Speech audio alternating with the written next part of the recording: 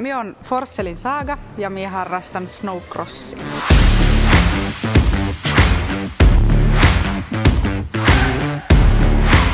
No, snowcross on vähän samantyylistä kuin motocrossi, mutta snowcrossia ajetaan talvella, kelkalla, ajetaan semmoisella crossiradalla kilpaa, yhteislähtönä lähetään aina ja katsotaan kuka on ekana maalissa. No, mä rupesin harrastaa tätä, kun mä lopetin itse kilpavoimistelun ja halusin sitten jatkaa jotain kilpaurheilua ja sitten perheessä on tullut aika isosti kelkat ja snowcrossi, niin sitten päätettiin kokeilla ja tällä tiellä ollaan vieläkin.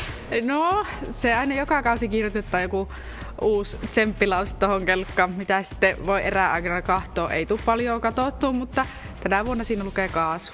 Viime vuonna luki elää kauan.